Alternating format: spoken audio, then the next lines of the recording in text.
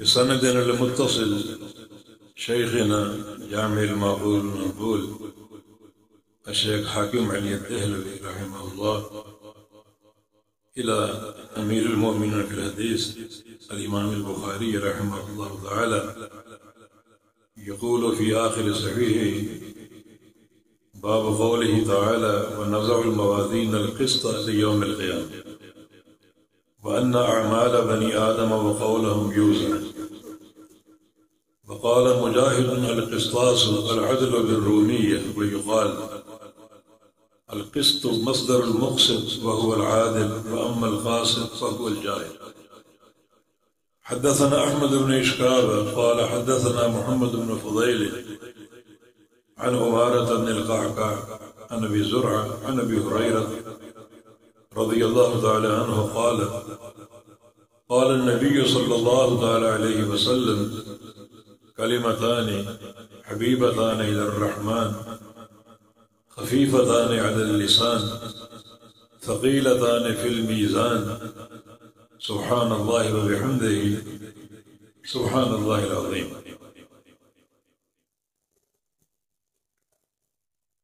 قابل قدر حاضرین گرامی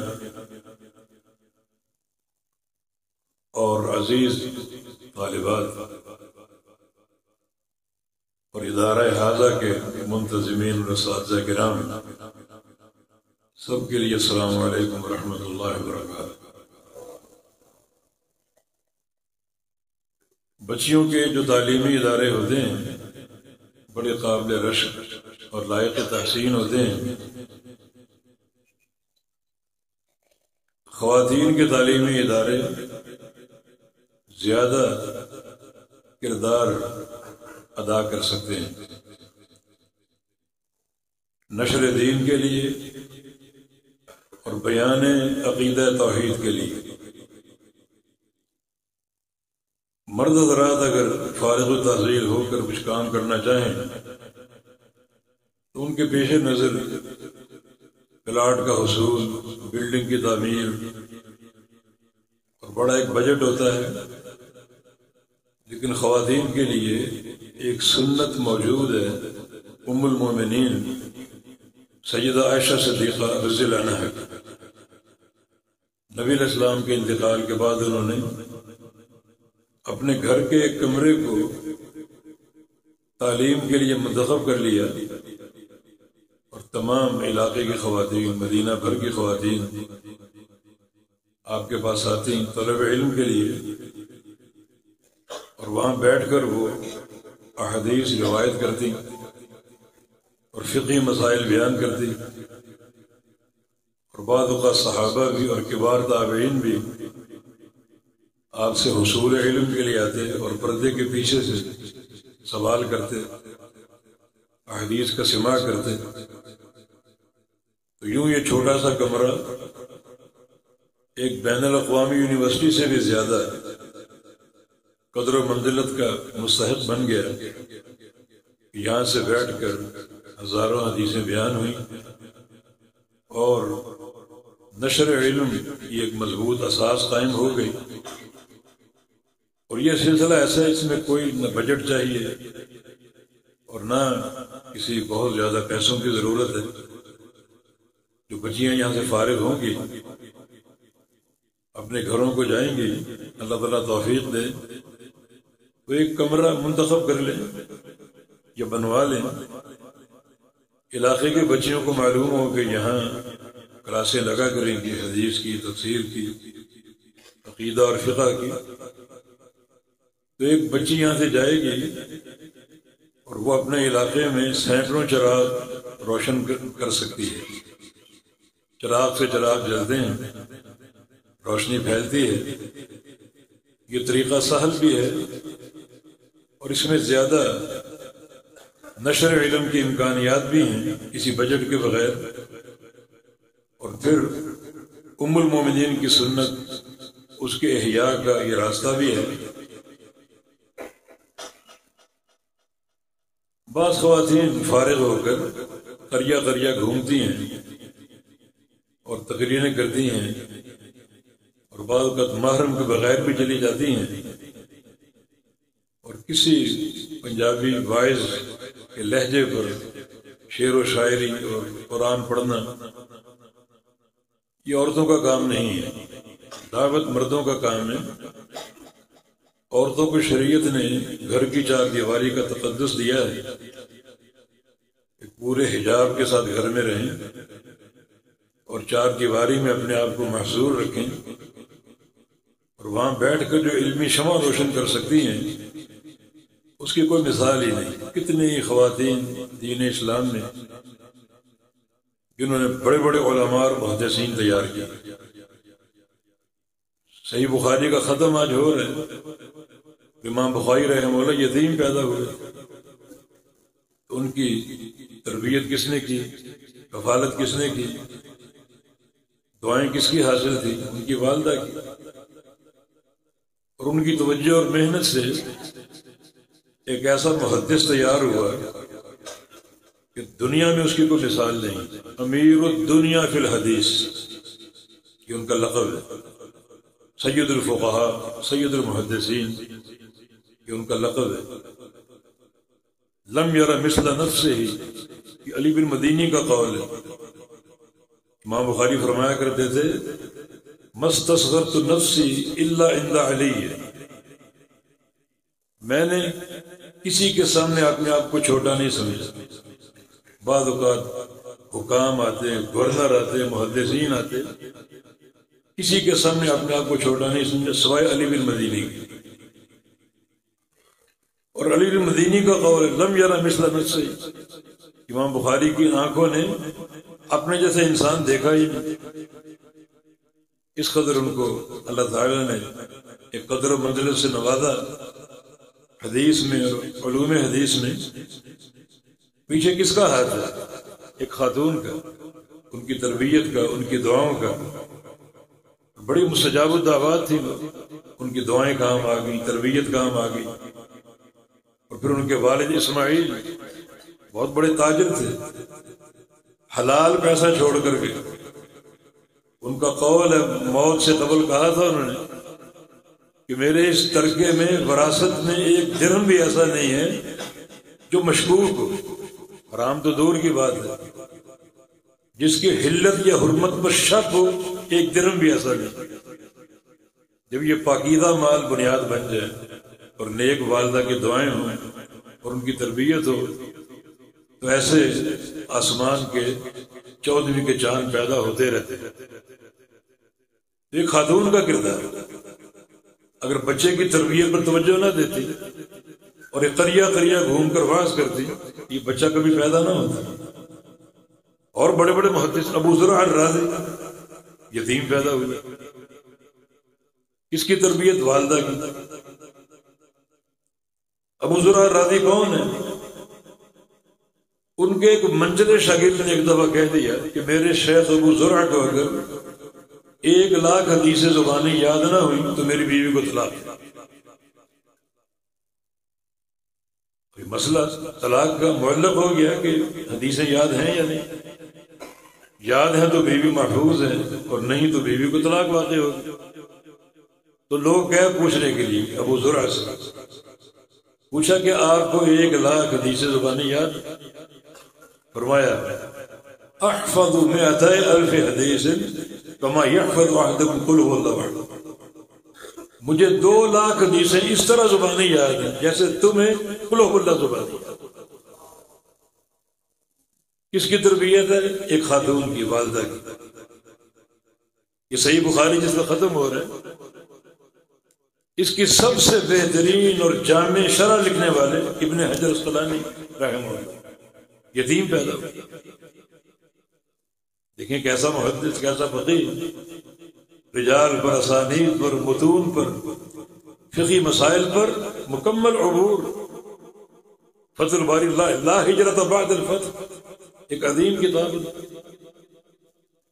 اور تغلیق و تعلیق اور لکھی کہ بالکل دروازہ بند کر دیا، اس سے زیادہ کیا ہو سکتا ہے؟ امام شافعی یتیم پیدا ہوئے، تقریباً آدھی دنیا کے امام اور متبوع۔ امام احمد بن حنبل یتیم پیدا ہوئے، امام اہل سنت۔ سب سے بڑا حافظ حدیث، پیچھے کس کا ہاتھ ہے؟ ان کی والدہ کا۔ ان کی تاریخ میں یہ چھوٹے بچے تھے، 5 6 سال 7 سال کے، ان کی والدہ ان کو اٹھاتی صبح تہجد کے وقت، غسل کرواتی، تہجد پڑھواتی، اور گھر سے فاصلے پر تھی بغداد کی جامع مسجد، پھر وہاں خود لے کر جاتی، والد نہیں تھا، ایک ماں کی تربیت۔ 7 سال کے بچے کو فجر کی نماز باجماعت پڑھانے کے لیے خود لے کر جاتی، پھر خواتین کے شعبے میں بیٹھ کر انتظار کرتی، جامع بغداد میں کوئی نہ کوئی محدث ہوتا، اس کا درس ہوتا، پورا درس سنواتی، پھر گھر لے کر آتی۔ والدہ کی تربیت، یہ ماں کی دعائیں۔ تو میں اپنی عزیز بچیوں سے یہ عرض کروں گا کہ فارغ التحصیل ہو کر یہ نہ سمجھے کہ منزل مل گئی، ابھی آپ منزل کے راستے پہ رواں دواں ہیں۔ منزل حاصل ہونا کسی بڑے خوش نصیب انسان کا کام ہے۔ شیخ البانی رحمہ اللہ کا تاریخی قول ہے کہ منزل کا مل جانا مشکل ہے، لیکن کامیابی یہ ہے کہ اس کے صحیح راہ پر آپ کو موت آ جائے، جو راستہ ہے صحیح منزل کا۔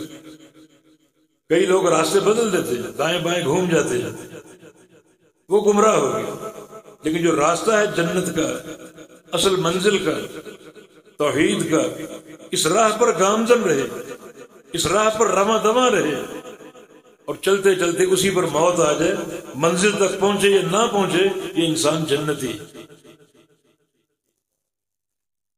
یہ خواتین کا کردار۔ امام مالک کے شیخ ربیعۃ الرائے، اس کو تیار کرنے والی کون ہے؟ ان کی والدہ۔ ان کے شوہر جب جہاد پر گئے، اس دور میں شام کے علاقوں میں جہاد ہو رہا تھا، تو اپنی بیوی کو جاتے ہوئے 30,000 درہم دے دیے، پتہ نہیں کب لوٹوں، جہاد ہو رہا ہے، کبھی یہاں کبھی وہاں کبھی وہاں، دیر بھی ہو سکتی۔ اور جب گئے تو ان کی بیوی حاملہ تھی، امید سے تھی، ان کے جانے کے بعد اللہ نے بیٹا دیا، ان کو خبر نہیں، مصروف جہاد ہے، 26 سال بعد گھر کو لوٹا۔ اتنا طویل جہادی سفر، گھوڑے پر سوار ہیں، مجاہدانہ شان سے اپنے گھر میں دروازہ دھکیل کر داخل ہوئے، گھوڑے پر ہی سامنے ان کا بیٹا بیٹھا، آنکھوں میں خون اترا کہ تم میرے گھر میں کیا کر رہے؟ اور بیٹا بھی کھڑا ہو گیا کہ تم اجنبی، میرے گھر میں داخل ہونے والے کون؟ ماں اندر پردے میں بیٹھی ہوئی تھی، باپ بیٹے کی آواز سن لی، بیویاں گھر میں بھی کتنا اندر کونے میں پردے میں بیٹھتی، فوراً باہر آ گئی، بیٹا یہ آپ کے والد ہیں۔ تعارف ہوا، بغلگیر ہوئے، خیر رات ہو گئی تو ان کے شوہر نے اپنی بیوی سے پوچھا، وہ 30,000 درہم جو دیے تھے ان کا حساب چاہیے۔ آگے بھی آپ تھکے ہوئے ہیں، صبح حساب آپ کو دے دیں گے، چلیں ٹھیک ہے۔ صبح ہو جاتی، مسجد نبی کے پڑوس میں تھے، صبح کی اذان ہوئی، جماعت قائم ہوئی، یہ فرخ ان کا نام، یہ خود پہنچ گئے مسجد نبی میں، نماز با جماعت پڑھی، اور دیکھا کہ نوجوان ہاتھوں میں قلم لے کر، دفاتر لے کر، رجسٹر لے کر تیزی سے بڑھتے جا رہے ہیں، محدث کے قریب بیٹھ کر درس سننے کے لیے جھمگٹا لگ گیا، جم غفیر لگ گیا، اور درس حدیث شروع ہو گئی۔ تھوڑی دیر بیٹھ کر اپنے گھر واپس لوٹے اور کہا کہ مسجد نبی میں آج کل کون شیخ ہے؟ طلبہ اس کے دیوانے، اور اسانید اور قال قال رسول اللہ کی گلکاریاں گونج رہی ہیں، کون شیخ ہے؟ بیوی نے کہا آپ کے 30,000 درہم کا حساب دینے کا یہ بہترین موقع ہے، وہ شیخ آپ کا بیٹا ربیعۃ الرائے، اور وہ سارے پیسے آپ کے بیٹے کی تعلیم کی تربیت پر خرچ کریں۔ ربیعۃ الرائے کون ہے؟ امام دار الہجرہ، امام مالک کا شیخ، امام مالک کا استاد۔ اس کو کس نے تیار کیا؟ شوہر تو مجاہد تھا، میدان جہاد میں مصروف ہے، گھر اس کی بیوی اور یہ نوجوان بیٹا، اس کی تربیت، اس کی تعلیم کا ساری رقم خرچ کر، جو کردار ایک خاتون ادا کر سکتی ہے محدثین تیار کرنے کے لیے، فقہا تیار کرنے کے لیے، مجاہدین تیار کرنے کے لیے، وہ مرد نہیں کر سکتا۔ خاتون ایک والدہ کی حیثیت سے اس کی گود بچے کی پہلی درس کا، پہلی تربیت گاہ ہوتی، تو جو کام وہ کر سکتی وہ کوڑا کاغذ اس کے دل کا، اس پر جو ثبت کرے گی، تحریر کرے گی، وہ نقوش آخر تک کام آئے، تو بجائے اس کے کہ آپ ادھر ادھر گھومیں اور تقریریں اور وعظ، جو مردوں کا کام، آپ کا کام نہیں۔ آپ کا کام تعلیم و تربیت، یا آپ کے علاقے میں کوئی درس گاہ ہو، مدرسہ ہو، وہاں جائیں، بچیوں کو پڑھائیں، تعلیم آپ کا شعبہ ہے اور آپ کا مشن۔ تو اللہ تعالیٰ ان بچیوں کو توفیق دے جو آج فارغ التحصیل ہو کر اپنے گھروں کو لوٹیں گی۔ اگر ان کے والد یہاں موجود ہیں تو ان سے بھی میری عرض ہے کہ ایک حجرہ ان کے لیے منتخب کر دیں، وہ تعلیم گاہ ہو۔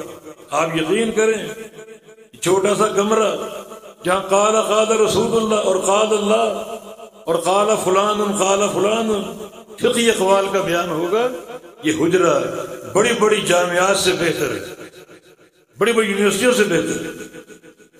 تو اللہ پاک توفیق عطا فرما دے ہماری ان بچیوں کو۔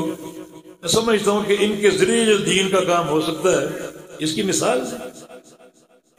میں نہیں جانتا کتنی بچیاں فارغ ہوئی اس سال، لیکن ہر بچی اس مشن کو سنبھال لے تو شاید چراغ سے ہزاروں چراغ جل جائیں، ہزاروں چراغ جل جائیں اور بات آگے بڑھتی جائے۔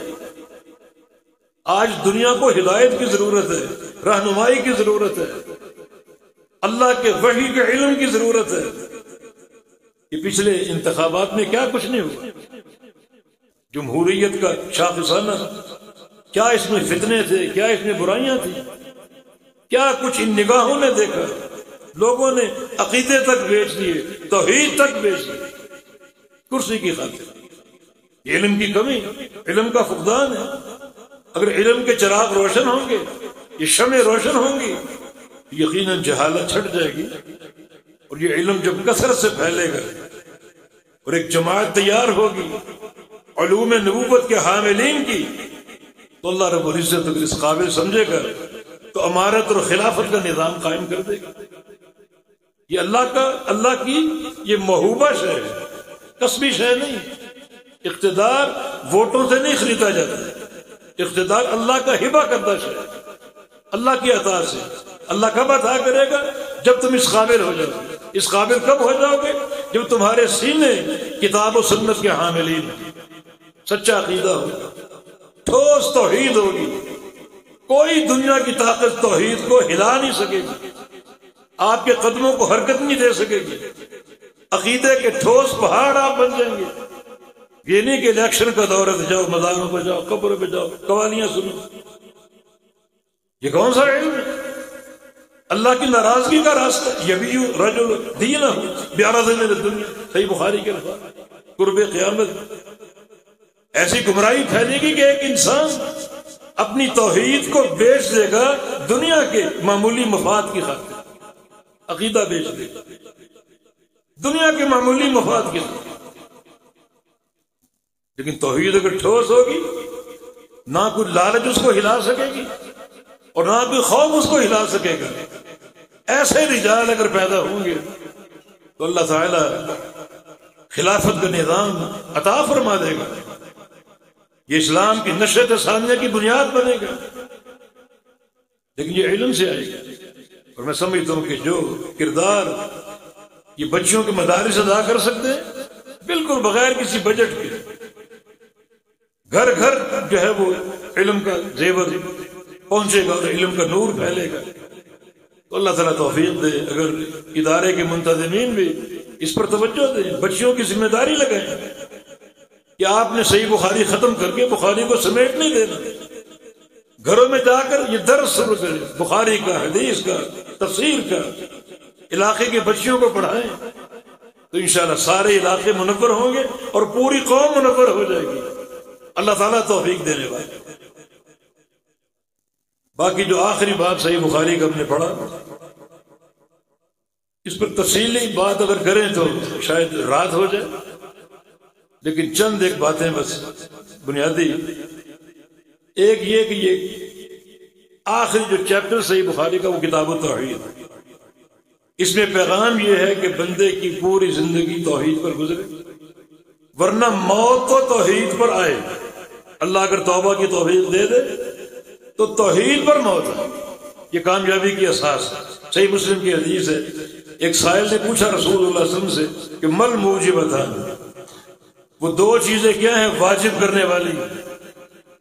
مقصد یہ تھا کہ قیامت کے دن دو ٹھکانے ہوں گے، جنت اور جہنم۔ جنت کو واجب کرنے والی چیز کیا ہے اور جہنم کو واجب کرنے والی چیز کیا ہے؟ یعنی وہ کون سی چیز ہے جس کا ہونا ضروری ہے جنت کو پانے کے لیے، باقی کچھ ہو یا نہ ہو، اور وہ کون سی چیز ہے جو انسان کو لازماً وجوباً جہنم میں پھینک دیتی ہے، چاہے سب کچھ ساتھ اور بھی ہو۔ رسول اللہ صلی اللہ علیہ وسلم نے فرمایا من مات لا یشرک باللہ شیئا وجبت لہ الجنہ، جو بندہ اس طرح مرے کہ اس نے شرک نہ کیا اور شرک ہو گیا ہو تو سچی توبہ کر لے، موت توحید پر آئے، ایسے بندے کے لیے جنت واجب ہے۔ ومن مات یشرک باللہ شیئا وجبت لہ النار، اور جو بندہ اس طرح مرے کہ اس کی موت شرک پر ہے، اس کے لیے جہنم واجب ہے۔ تو توحید پر مرنا ضروری ہے۔ کتاب التوحید صحیح بخاری کا آخری چیپٹر ہے، من مات وهو يعلم انه لا الہ الا اللہ دخل الجنہ، جس بندے کو علم ہو موت سے قبل لا الہ الا اللہ کا، اس کلمے کی معرفت ہو، یہ بات جانتا ہو کہ توحید کا عقیدہ جو ہے نفی اور اثبات کے ساتھ، پوری توحید، ربوبیت ہو، الوہیت ہو، اسماء صفات ہو، پوری توحید نفی اور اثبات کے ساتھ۔ نفی کیا ہے اور اثبات کیا ہے؟ سجدہ اللہ کے لیے، یہ اثبات ہے، اللہ کے علاوہ کسی کو سجدہ جائز نہیں ہے، یہ نفی ہے۔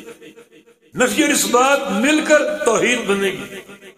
رب کون ہے؟ اللہ، یہ اثبات ہے۔ اللہ کے سوا کوئی رب نہیں ہے، یہ نفی ہے۔ نفی اور اثبات مل کر توحید مکمل ہوگی۔ خالق کون ہے؟ اللہ، اللہ کے سوا کوئی خالق نہیں ہے، یہ نفی اور اثبات، یہ ملے گا توحید کامل ہوگی۔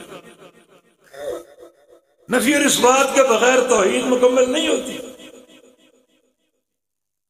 اگر آپ صرف اثبات کی بات کریں، مثلا آپ کہیں چیچا وطنی میں زید عالم ہے، اثبات ہے صرف، تو زید کے علاوہ بھی عالم ہو سکتے، غیر ذات کی زید کی نفی نہیں ہو رہی، صرف زید کے عالم ہونے کا اثبات ہو۔ اور اگر آپ کہیں چیچا وطنی میں کوئی عالم نہیں ہے، یہ نفی، یہ تعطیل ہے۔ جبکہ عقیدہ توحید کیا ہے؟ نفی اور اثبات دونوں۔ آپ کہیں کہ چیچا وطنی میں زید عالم ہے، زید کے علاوہ کوئی عالم نہیں ہے، اثر کے ساتھ، نفی اور اثبات کے ساتھ، اب بات مکمل ہوگی۔ توحید بھی نفی اور اثبات کے ساتھ۔ قوم کفار کو نفی سے اعتراض تھا، حتیٰ کہ ابو طالب کو بھیجا نمائندے کے طور پر کہ جا کر محمد سے بات کرو صلی اللہ علیہ وسلم، او ہم سے ایک معاہدہ کر لو، توحید بیان کرو اثباتی شکل، اپنے رب کی دعوت دو، وہ رحمان ہے، رحیم ہے، الہ ہے، اسی کے لیے سجدہ، اسی کے لیے نماز، روزہ، زکات، سب اثباتی تو ہمارے معبودوں کی نفی نہ کریں، نفی چھوڑ دو۔ نفی کے بغیر توحید مکمل کیا کہاں ہو سکتا؟ تو میرے دائیں ہاتھ میں سورج رکھ دو، بائیں ہاتھ میں چاند رکھ دو، پھر بھی معبودان باطلہ کی نفی سے بات نہیں ہوگی۔ اس کے بغیر توحید مکمل ہوتی ہی نہیں۔ یہی بات آج کل ایک بڑی جماعت کرتی ہے، پاکستان میں پھیلی ہوئی، جگہ جگہ اجتماع ہوتے ہیں، لوٹے بستر لے کر گھومتے ہیں کہ توحید اثباتی بیان کرتے ہیں، ان قبروں کا، مزاروں کا انکار نہ کریں، لوگ ٹوٹ جائیں گے۔ پھر لوگ اگر ٹوٹتے ہیں توحید اور شرک کی بنا پر، تو ایسے لوگوں کو کوئی ضرورت نہیں۔ دین اسلام میں وحدت کی اساس عقیدہ توحید، اگر شرک ہو اور ہزار اچھائیاں ہوں کوئی وحدت نہیں ہے۔ 1000 برائیاں ہوں لیکن توحید کا رسوخ ہو نفیاً و اثباتاً، یہ بندہ محبت کے قابل، عقیدہ اس کی اساس۔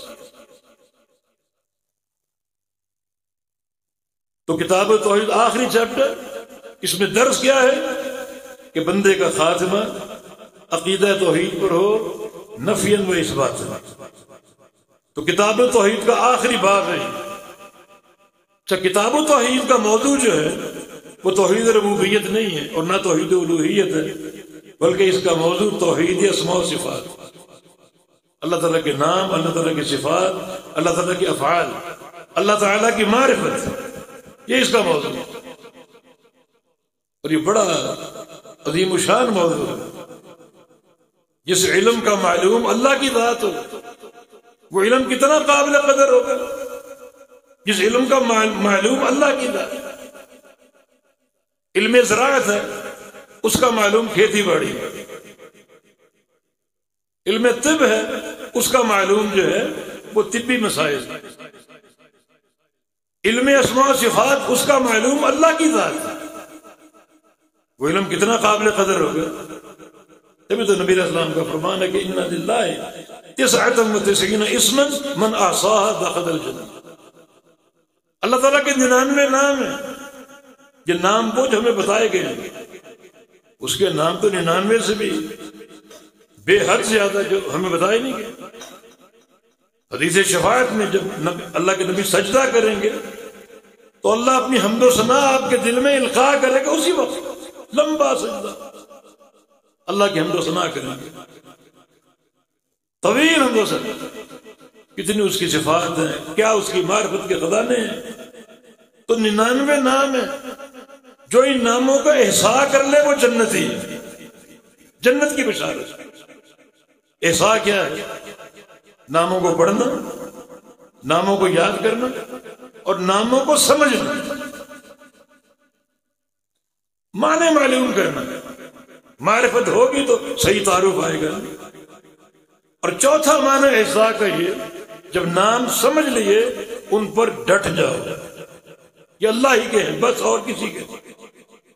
الرزاق ہے روزی دینے والا، سمجھ لیا ڈٹ جاؤ، اللہ ہی داتا ہے، اس کے سوا کوئی داتا نہیں۔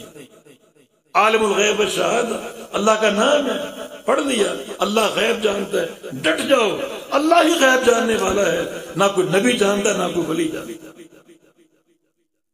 ہم تارے کہ پوری توحید نفیاً و اثباتاً، اللہ رزاق ہے اس کے سوا کوئی رزاق نہیں، اللہ خالق ہے اس کے سوا کوئی خالق نہیں، اللہ حی و قیوم ہے اس کے سوا کوئی حی و قیوم نہیں، اللہ سمیع و بصیر ہے اس کے سوا کوئی سمیع و بصیر نہیں۔ ڈٹ جاؤ، یہ احساس۔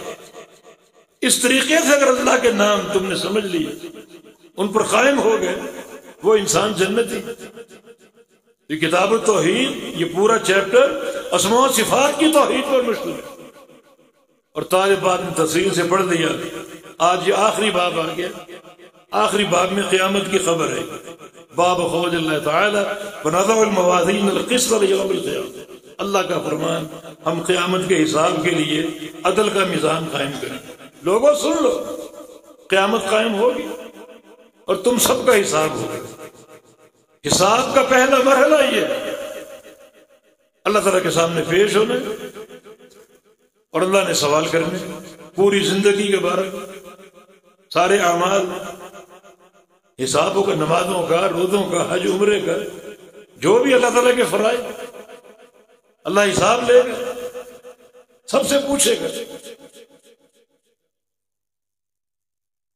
اور اس حساب کے لیے اللہ گواہ کھڑے کرے، فرشتے گواہ ہوں گے، کرامن کاتبین کے تیار کردہ رجسٹر اعمال نامے گواہی دیں گے، بندے کے اعضاء گواہی دیں گے، زمین گواہی دے گی، اللہ گواہ قائم کرے۔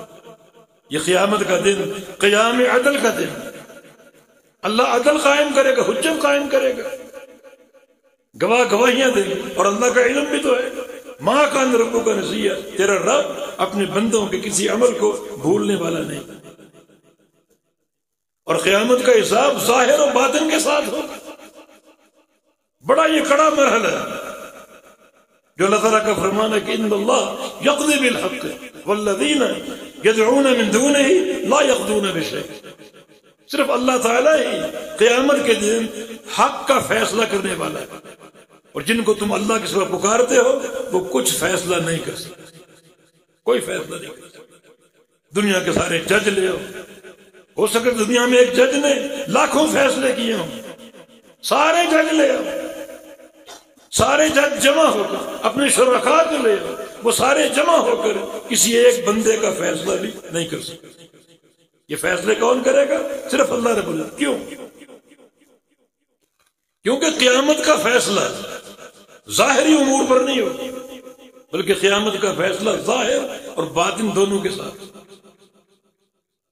اب ظاہر تو کھلا ہوا ہے، باطن کون جانتا ہے اللہ کے سوا؟ نہ کوئی جج جانتا ہے، نہ کوئی وکیل جانتا ہے، نہ دنیا کے تمہارے شرکاء جانتے، کوئی انسان نہیں۔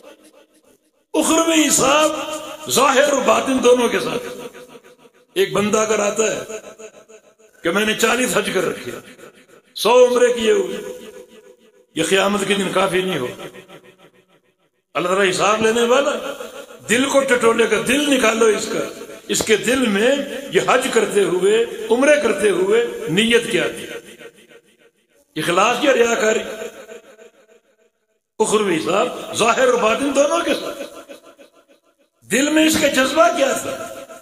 اللہ کے حبیب کی سنت کی اتباع کا، یا اپنے شرکاء، اپنے اماموں، اپنی قوم، برادری اور باپ دادا کی اتباع؟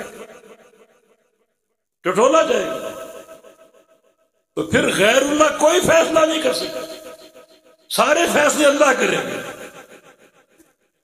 اور پھر اگلا مرحلہ جو ہے اسی بات کو چیک کرنے کے لیے میزان ہے، بنضع الموازین القسط لیوم القیامہ۔ ہم قیامت کے حساب کے لیے عدل کا میزان قائم کریں گے۔ یہ میزان جو اللہ نے تیار کی ہے، ترازو، جس کے ایک پلڑے میں 7 آسمان اور 7 زمینیں سما سکتی ہیں، ایک پلڑے میں۔ اس پلڑے میں آپ کے اعمال ڈالے جائیں گے، ایک میں نیکیاں، ایک میں گناہ، اور تولا جائے گا۔ اگر نیکیاں بھاری پڑ گئی تو بندہ کامیاب ہے، گناہ بھاری پڑ گئے بندہ ناکام۔ لیکن یہ میزان کا بدل کیسا ہوگا، میزان کیسے تولے گا، یہ بات جاننے والی۔ اللہ نے میزان کے اندر 2 صلاحیتیں پیدا کی، 2 صلاحیتوں کے ساتھ میزان اعمال کو تولے۔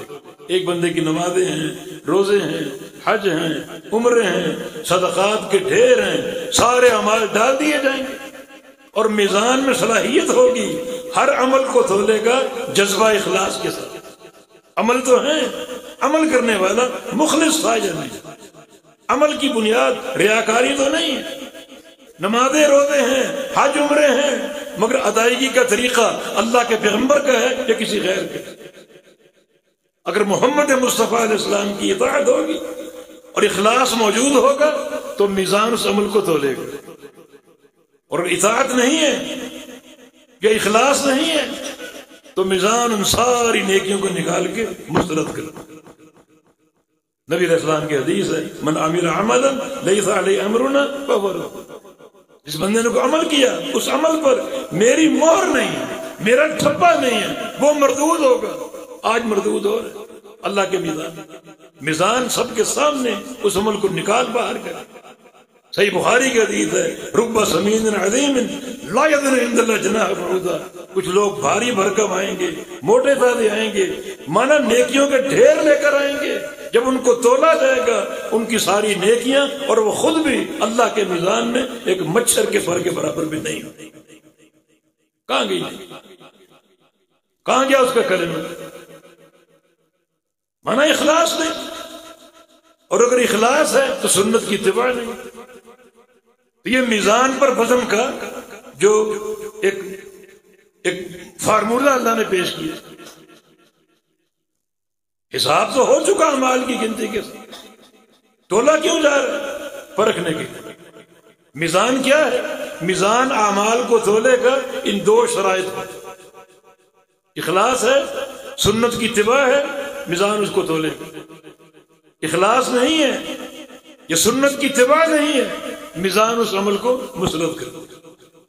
بنضع الموازین القسط لیوم القیامہ۔ تو پھر مرحلہ میزان کی تیاری کرو، میں بھی کروں آپ بھی کریں۔ تیاری کیا ہے؟ جو بھی نیکی کریں ان دو شرائط پر کریں، ایک سنت کی اتباع کے ساتھ، دوسرا اخلاص کی حفاظت کے ساتھ، ریاکاری نہ ہو، دکھاوا نہ ہو، ورنہ بڑے بڑے لوگ آئیں گے زندگی بھر قرآن پڑھنے والا، پڑھانے والا، زندگی بھر سخاوتیں کرنے والا، زندگی بھر جہاد کرنے والا، حتیٰ کہ شہادت کی موت مر گیا، پیش ہوں گے، اللہ اپنی نعمتیں پہچانوائے گا اور اپنی نیکی پیش کریں گے۔ تعلمت قرآن وعلمت، میں نے قرآن پڑھا اور پڑھایا، انفقت فی سبیلک، میں نے تیری راہ میں سخاوت کی، قاتلت فی سبیلک حتی قتلت، تیری راہ میں جہاد کیا حتیٰ کہ شہید ہو گیا۔ اور اللہ کیا فرما رہا ہے؟ کذبت کذبت کذبت، جھوٹ بول، تینوں جھوٹ۔ عمل تم نے کیا لیکن کیوں؟ تم نے علم اس لیے پڑھا، قرآن اس لیے پڑھا لیقال قارئ، تاکہ تم کو قاری صاحب کا لقب ملے، علامہ اور فہامہ کا لقب ملے۔ وقد قیل، دنیا میں یہ مل چکا ہے۔ اخروی کامیابی کے لیے اخلاص نیت ضروری، عمل بہت بڑا ہے، اخلاص نہیں ہے مسرد ہوگی۔ جہنم میں کیسے جا رہا ہے؟ اس ابو بھی النار، اس کو ٹانگوں سے پکڑ لو اور چہرے کے بل گھسیٹتے ہوئے جہنم میں دے۔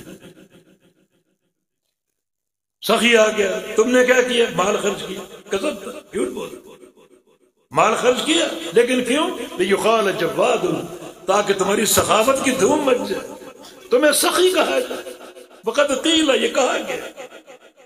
لوگ تمہاری گاڑی کے آگے پیچھے گھومتے تھے، تعریفیں کرتے تھے، گیت گاتے تھے، سب کہا جا چکا، اخلاص نہیں تھا۔ اسے بھی ٹانگوں سے پکڑ لو اور چہرے کے بل گھسیٹتے ہوئے سب کے سامنے جہنم میں ڈال۔ اور تیسرا، اللہ کی راہ میں شہید ہونے والا، شہادت بظاہر ہم کہہ رہے ہیں، اپنی جان دینے والا، میں نے جان دے دی، بے شمار جہاد کیے، مار کے لڑے، کبھی خون بہایا، کبھی زخمی ہوا، بالآخر شہید ہو۔ کذبت، جھوٹ بول، تو نے جہاد کیوں کیا؟ شہادت کا تمغہ کیوں لیا؟ لیقال شجاع، تاکہ تم کو بہادر کہا جائے۔ ایک ریاکاری تینوں کی، ہر نیکی کی بربادی کا باعث ہے۔ اسے بھی پکڑ لو ٹانگوں سے اور چہرے کے بل گھسیٹتے ہوئے جہنم میں۔ یہ تین افراد کی مثال، تین افراد اور بھی سابقہ کسی قوم کے، ایک غار میں گھس گئے، طوفان آ گیا، ایک پتھر لڑکتا ہوا غار کے دروازے پر ٹھہرے، رستہ بند، ان کا حال کوئی نہیں جانتا، موت یقینی کھڑی۔ تینوں نے دعا کی، اور خالی دعا نہیں کی، دعا کرنا کافی نہیں ہے، دعا کی ایک نیکی کے وسیلے سے۔ تینوں نے اپنی ایک نیکی کا وسیلہ پیش کیا۔ یہ نیکی کا وسیلہ بھی کافی نہیں ہے، بلکہ تینوں نے ایک جملہ کہا، وہ جملہ ساز کر ایک ایک نیکی پیش کی، اور تینوں نے کہا اللہم ان کنت تعلم انی فعلت ذلک ابتغاء مرضاتک فافرج عنا ما كنا فیہ۔ یا اللہ تو جانتا یہ نیکی جو پیش کر رہے ہیں بطور وسیلہ کے تیرے دربار میں، اگر یہ نیکی تیری رضا کے لیے خالص تھی ہمیں یہاں سے نکال دے۔ یہ ہے شرط، خالی نیکی کافی نہیں، نیکی کا خالص ہونا ضروری اللہ کے لیے۔ دوسرے نے دعا کی، تیسرے نے، تینوں نے جملہ کہا کہ اگر یہ نیکی تیرے لیے خالص تھی ہمیں نکال دے۔ بعض حدیث کے الفاظ ہیں کہ تقطعت الصخرہ، اس چٹان کے ریزہ ریزے ہو گئے، ٹکڑے ٹکڑے ہو گئے۔ اخلاص کی قوت، اب وہ تین بندے کامیاب قرار پائے اخلاص کی بنا، ایک نیکی میں اخلاص کی بنیاد، بڑی قیمت ہے اس کی۔ نبی اسلام کی حدیث ہے من تصدق بتمرۃ من کسب طیب، ایک بندہ ایک کھجور خرچ کر دے حلال آمدنی سے، اللہ بڑا خوش ہوتا ہے۔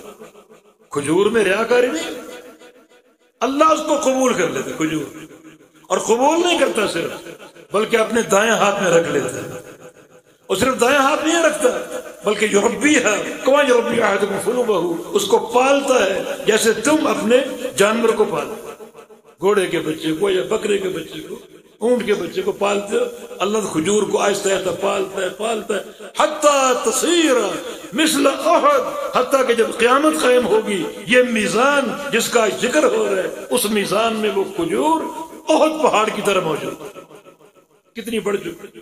یہ اخلاص کی برکت، اور یہ اس میزان کا عدل کے ساتھ وزن، میزان نے کھجور کو تولا، کھجور کے مساوی وزن کے ساتھ نہیں، بلکہ اس کھجور کو تولا اس کے اخلاص کے ساتھ، اور اخلاص جو تھا وہ پہاڑ سے بھی بھاری. یہ ضروری، اخلاص اگر مفقود ہے تو پھر بڑی بڑی نیکیاں ذر ہیں. ان اناس من امتی یاتون یوم القیامہ باعمال کامثال جبال تہامہ. میری امت کے بہت سے لوگ آئیں گے نیکیاں لے کر. کتنی نیکیاں؟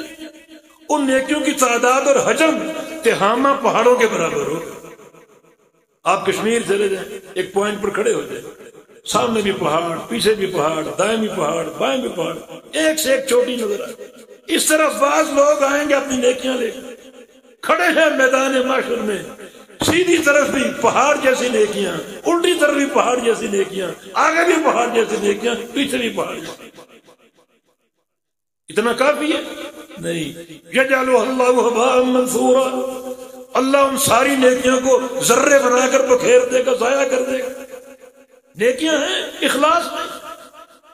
وَنَضَعُ الْمَوَازِينَ الْقِسْطَ لِيَوْمِ الْقِيَامَةِ، یہ قیامت کا میزان جو ہے، عدل کا میزان، عمل کو تولے گا، نیکی کو تولے گا اخلاص کے ساتھ. اخلاص اگر نہیں ہے نیکی مسترد. اتباع سنت کے ساتھ، سنت کی اتباع اگر نہیں ہے نیکی مسترد. اس آخری باب کا پیغام آپ یاد کر کے جائیے کہ قیامت کے حساب کے مراحل میں سے یہ ایک مرحلہ ہے اعمال کے وزن کا. وہی بندہ یہاں کامیاب ہوگا جس کی ہر نیکی ان دو بنیادوں پر قائم ہے. ایک اخلاص ہے، دوسرا پیغمبر علیہ السلام کی اتباع. آگے امام بخاری رحمہ اللہ نے دو لغوی مسائل پیش کی. ایک قسطاس کا معنی، فرمایا کہ قسطاس امام مجاہد کے قول کی مطلب، مجاہد جو ہے عبداللہ بن عباس کے شاگرد اور ان کے ملازم شاگرد ہمیشہ ساتھ رہنے والے. انہوں نے قسطاس کے بارے میں فرمایا یہ رومی زبان کا لفظ ہے، عدل کے معنی. رومی زبان ایسے الفاظ کو معرب ہو، لفظ کسی غیر زبان کا ہو اور وہ عربی میں منتقل ہو جائے، وہ معرب ہے. جو خالص عربی لفظ ہے وہ عربی ہے، جو باہر سے آئے وہ معرب ہے. جب وہ معرب ہو گیا اب وہ سارے جو عربی قواعد ہیں اس پر لاگو ہوں. اشارہ قرآن کی آیت کی طرف ہے، وزنوا بالقسطاس المستقیم. یا قسطاس اسی عدل کے معنی، عدل کے معنی، عدل کے ساتھ بدل. با حرف جر داخل ہے عربی قاعدہ، الف لام داخل ہے عربی قاعدہ. با جارہ ہوتی ہے تو قسطاس مجرور ہے، قسطاس موصوف ہے، المستقیم اس کی صفت ہے، وہ بھی مجرور ہے. ان پورے قواعد اس پر منطبق ہے. یہ قسطاس کا معنی بیان کیا. آگے قسط، مقسط اور قاسط، اس کے فرق کو واضح کیا. وَيُقَالُ الْقِسْطُ مصدر المقسط وَهُوَ الْعَادِلُ. قسط جو ہے مقسط کا مصدر. تھوڑی سی معذرت چاہوں گا، شاید آپ نہ سمجھ پائیں لیکن طالبات کے لیے عرض کرو. قسط مقسط کا مصدر، مقسط باب افعال ہے اور قسط ثلاثی مجرد. باب افعال کا مصدر اقصاص ہے، افعال کے وزن پر اقصد یقصد اقصاص ہے. تو قسط کیسے مصدر بن گیا؟ کچھ لوگوں نے اس کو اشکال قرار دیا، یہ بات سمجھ نہیں آ رہی. لیکن قسط کا باب افعال کا مصدر ہونا اس کی دو توجیہ. ایک توجیہ یہ کہ مصدر بحذف زوائد، مصدر اصل اقصاد ہی ہے، زوائد کو حذف کیا تو قسط باقی رہے. دوسری توجیہ یہ ہے کہ یہ مصدر سماعی ہے، عرب کے سماع پر موقوف. مصدر کی دو قسمیں، سماعی اور قیاسی. قیاسی مصدر وہ ہوتا ہے جو قواعد کے مطابق ہو اور وزن کے مطابق ہو، جیسے اقصد و یقصد باب افعال ہے، اس کا قیاسی مصدر افعال کے وزن پر اقصاص آئے گا. قسط سماعی مصدر، دونوں کا معنی عدل، دونوں کا معنی عدل. لیکن اگر یہ قسط ثلاثی مجرد کے باب کا مصدر ہو تو ظلم کے معنی ہوگی. عربی زبان کی وسعت آپ دیکھیں، گہرائی آپ دیکھیں، مادہ ایک ہی ہے، قاف سین فا. یہ مادہ اگر باب افعال میں جائے تو عدل کا معنی، ثلاثی مجرد باب ہو تو ظلم کا معنی. ان المقسطین مقسطین علی منابر من نور یوم القیامہ. مقسط قیامت کے دن نور کے ممبروں پر ہوں گے. مقسط بمعنی عادل. واما القاسطون فقم لجہنم حطب، اور قاسط جہنم کا ایندھن بنے گا. قاسط بمعنی ظالم. تو مادہ ایک ہے، مقسط عادل کے معنی میں اور قاسط ظالم کے معنی. تو عربی زبان کو بڑی گہرائی سے دیکھنا پڑے گا، بڑی گہرائی سے. افسوس ہے کہ آج لوگ اس کو نہیں پڑھتے، عربی نہیں جانتے، قواعد نہیں جانتے، صرف و نحو کا علم نہیں ہے، اور لقب کیا ہے؟ شیخ الاسلام، مفتی۔ مفتی کہاں سے آ گیا؟ اساس و لغت عربی ہے، قرآن عربی میں، حدیث عربی میں، صرف سالین کی تراث عربی میں، عربی آتی نہیں، شیخ الاسلام بن گیا۔ تو بڑی گہرائی سے مطالعے کی ضرورت۔ آگے امام بخاری کی سند ہے، امام بخاری کے شیخ احمد بن اشکال۔ صحیح بخاری ہی میں مزید 2 شیخ اور بھی ہیں، قتیبہ بن سعید اور زہیر بن حرب۔ اور آگے جو سند ہے ساری وہ غریب ہے، ایک ہر طبقے میں ایک راوی۔ غریب کا معنی یہ نہیں ہوتا کہ وہ ضعیف ہے، کچھ لوگ یہ سمجھتے ہیں کہ یہ حدیث غریب ہے معنی ضعیف ہے، اس کے پلے کچھ نہیں۔ غریب ایک محدثین کی اصطلاح ہے۔ غریب حدیث ہو جس کے کسی ایک طبقے میں ایک راوی ہے، کسی ایک طبقے میں ایک راوی۔ یہ نہیں کہ وہ غریب ہے اس کے پلے کچھ نہیں، ایک راوی اگر وہ ثقہ ہے تو حدیث صحیح۔ وہ ایک راوی اگر ضعیف ہے پھر وہ ضعیف ہوگی۔ اب صحیح بخاری کی پہلی حدیث بھی غریب ہے، ہر طبقے میں ایک راوی، مگر وہ ہر راوی ایسا ہے کہ اپنی جگہ پر علم کا ستون ہے، علم کا پہاڑ۔ سفیان بن عیینہ جیسے، حمیدی جیسے علم کے پہاڑ ہیں، علقمہ بن وقاص ہے، ابراہیم التیمی، سارے کبار محدثین میں سے۔ یہ نہیں اس کے پلے کچھ نہیں۔ اگر وہ ایک راوی ثقہ ہے تو وہ حدیث صحیح ہے، اگر وہ ضعیف ہے تو پھر وہ حدیث ضعیف ہے۔ احمد بن اشکال امام بخاری کے شیخ ہیں، ان کے شیخ آگے محمد بن فضیل، ان کے شیخ وارا بن قعقاع، ان کے شیخ ابو زرع۔ یہ ابو زرع راوی نہیں بلکہ ابو زرع یہ صحابی رسول جریر بن جزیر البجل ان کے پوتے ہیں، اور آگے ان کے شیخ امت کے محدث ابو ہریرہ رضی اللہ عنہ اس حدیث کے راوی۔ اور یہ پوری سند ثقات پر مشتمل ہے، سارے راوی ثقہ ہیں اور سند کا اتصال بھی موجود ہے۔ ہر راوی کا اپنے شیخ سے لقاء بھی ثابت ہے، سند کا اتصال ثابت ہے، تو یہ سند بالکل صحیح ہے۔ راوی سارے ثقہ ہیں، کوئی انقطاع نہیں، کسی قسم کی کوئی تدلیس نہیں، بالکل متصل سند کے ساتھ یہ حدیث ہے۔ اور ابو ہریرہ اس کے راوی ہیں۔ نبی علیہ السلام فرمایا قال قال رسول اللہ صلی اللہ علیہ وسلم کلمتان حبیبتان للرحمن خفیفتان علی اللسان ثقیلتان فی المیزان سبحان اللہ بحمدہ سبحان اللہ العظیم۔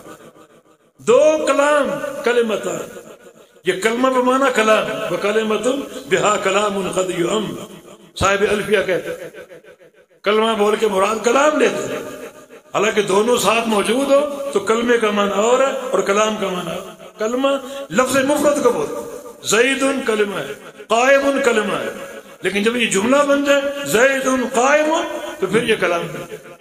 کلام بمعنی ایک جملہ مفیدہ جس کا فائدہ ہو جائے، اور کلمہ لفظ مفرد جب تک وہ ملے گا نہیں فائدہ نہیں دے گا۔ یہ 2 کلمے یعنی 2 کلام، 2 جملے، ان جو 2 جملوں کی 3 تعریفیں ہیں۔ کلمتان، 2 کلمے، 2 کلام۔ یہ کلام ہیں کس کے؟ یہ کلام کس کے ہیں؟ اللہ تعالیٰ کے۔ اس جملے سے اللہ تعالیٰ کی صفت کلام کا اس بات ہے، صفت کلام حق ہے، ہمارا یہ عقیدہ ہے۔ اور کلام بھی کلام لفظی، اللہ تعالیٰ کلام فرماتا ہے انہی حروف کے ساتھ جو ہماری عربی کے حروف ہیں۔ اِنَّا أَنزَلْنَا الْقُرْآنَ عَرَبِيًّا، اللہ نے اتارا یہ قرآن عربی، یہ اللہ کا کلام ہے۔ اور اللہ جب کلام کرتا ہے کسی کو سنانا چاہے تو وہ سن سکتا ہے۔ کلام مسموع، کلام مکتوب، مکتوب فی المصاحف، اور مسموع۔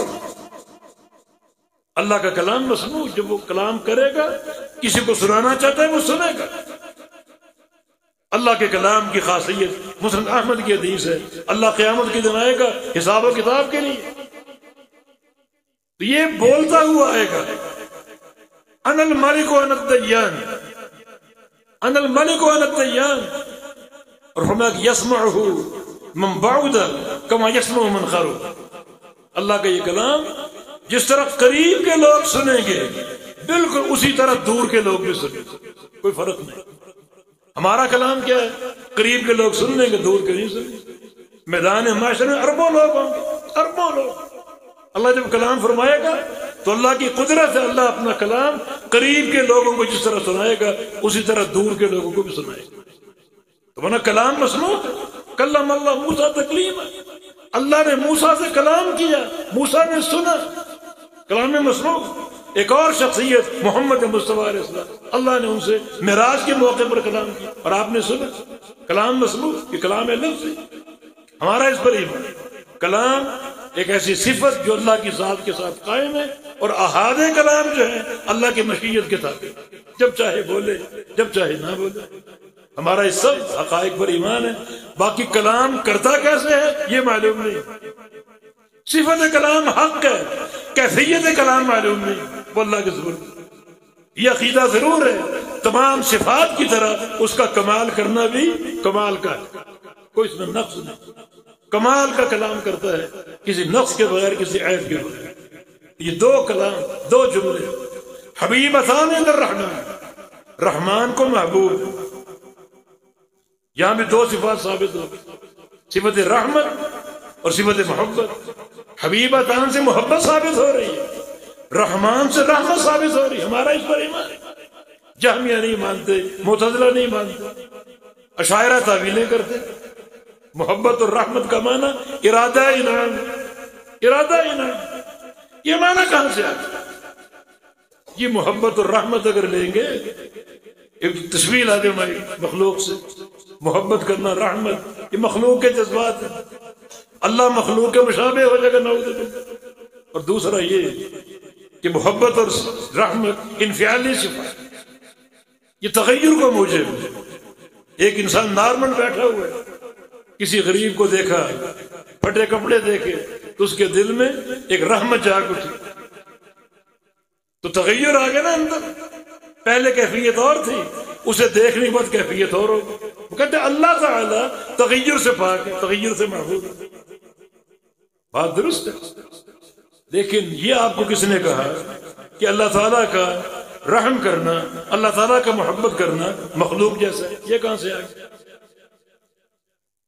رحمت ہو کا رحمت ہے نا، محبت ہو کا محبت ہے نا، اللہ محبت ہو کما تلیق بذاتہ، سبحان اللہ، وہ محبت ہو نا کما تلیق بنا، رحمت ہو کما تلیق بذاتہ، رحمت ہو نا کما تلیق بنا، لیست الرحمہ کالرحمہ، اس کی رحمت تشبیہ سے پاک، لیس کمثلہ شیء، کوئی اس کے مشابہ نہیں۔ جب یہ بات واضح ہے تو یہ انفعالی کی بات کرنا، تغیر کی بات کرنا، تشبیہ کی بات کرنا سارے باطل امور، اللہ کی صفات کا انکار ہے اور صفات سے انحراف ہے۔ امام بغوی فرماتے ہیں ایک تعویل کرنے والا اپنی تعویل کی آڑ میں چھپ کر اللہ کی صفات کا انکار کرے، جب وہ صفات کو مان کر انکار کرے گا وہ انکار ہی کہا جائے گا، انکار ہی کہا جائے گا۔ میں کہوں کہ میں اس مائک کو مانتا ہوں، جی میں اس کو مانتا ہوں، مان لیا، مگر ساتھ ہی میں کہتا ہوں لکڑی کا ہے، کیا یہ لکڑی کا ہے؟ بتائیے، لوہے کا ہے نا، تو انکار ہو گیا نا، مانا اور ماننے کے بعد انکار کر دیا۔ اس طرح صفات کو مانا مگر تعویل کر کے انکار کر دیا۔ محبت کو مانتا ہوں، رحمت کو مانتا ہوں، مگر محبت اور رحمت اس کا معنی ارادہ انعام ہے، یہ معنی کہاں سے لیا؟ انکار ہو گیا۔ یدن اللہ کی صفت ہے، یدن کا معنی ہاتھ، یدن کو مانتا ہوں مگر یدن کا معنی قوت ہے، طاقت ہے، یہ معنی کہاں سے آیا؟ یہ تعویل انکار کو مجھے اہل الحدیث بحمدللہ ان کا عقیدہ بالکل صحابہ والا، سلف صالحین والا، اللہ اور اس کے رسول کی منشا اور مراد کے عین مطابق۔ یہ دو کلمات اللہ کو محبوب ہے، زبان پر ہلکے ہیں اور قیامت کے دن اللہ کے میزان میں بھاری ہوں گے، یہ امام بخاری کا استدلال ہے۔ فی المیزان سے میزان کا اس بات ہے اور ثقیلتان سے وزن کا اس بات ہے۔ وہ دو کلمے کیا ہیں؟ سبحان اللہ و بحمدہ، سبحان اللہ العظیم، سبحان اللہ اور و بحمدہ، ایک کلمہ سبحان اللہ، دوسرا و بحمدہ۔ سبحان اللہ کیا ہے؟ یہ کلمہ تنزیہ ہے، اللہ پاک ہے، ہر عیب سے پاک ہے، ہر شریک سے پاک ہے۔ کتنے لوگ شرک کرنے والے، اللہ کے شریک بنانے والے، اللہ تعالیٰ سب کے شرک سے اور شریک سے پاک ہے، سبحان اللہ۔ رب حمد ہی اس میں اس بات، اللہ کی صفات کا اس بات، اللہ کے اسماء کا اس بات، اللہ کی قدرت کا اس بات، اس بات ایسا جو تشبیہ سے پاک ہو. جب اس بات ہوگا تو اللہ کی حمد ہوگی. اس بات مطلق حمد مطلق کا ذریعہ بنے. سبحان اللہ بحمدہ. اگر غور کریں گے پورا عقیدہ توحید اس میں سبحان اللہ بحمدہ میں لا الہ الا اللہ کا معنی موجود. جس طرح لا الہ کلمہ تنزیہ ہے، الا اللہ کلمہ اثبات ہے، اس طرح سبحان اللہ کلمہ تنزیہ ہے، وبحمدہ کلمہ اثبات. ان کے معنی کو سمجھ لو، غور کر لو، عقیدے کا حصہ بنا لو، ایمان کا حصہ بنا لو، تو یقیناً یہ دو کلمے ہی انسان کی نجات کے لیے کافی ہو جائیں گے. سبحان اللہ نصف المیزان والحمدللہ تملا. سبحان اللہ آدھا میزان ہے، الحمدللہ پورا میزان. اتنا بڑا میزان ان دو کلمات کی برکت اور نور سے بھر جائے. اللہ تعالیٰ ہمیں عقیدے کا فہم عطا فرما دے. اللہ ان طالبات کو جو آج فارغ ہو کر میدان عمل میں آ رہی ہیں، صحیح معنی میں سنت عائشہ صدیقہ کو رضی اللہ زندہ کرنے کی توفیق عطا فرمائے. اللہ ان مدارس کو قائم رکھے، ان مدارس سے علم کا، قرآن کا، سنت کا نور پھوٹتا رہے، عقیدہ پیش ہوتا رہے، اور توحید کی گلکاریاں بلند ہوتی رہیں، اور امت سے جہالت، ظلمات اور کفر چھٹتا جائے، شرک چھٹتا جائے، اور نور اور علم کا نور پھیلتا جائے. وما توفیقنا الا باللہ. اقول قولی ھذا واستغفر اللہ لی ولکم واخر دعوانا ان الحمد للہ رب العالمین.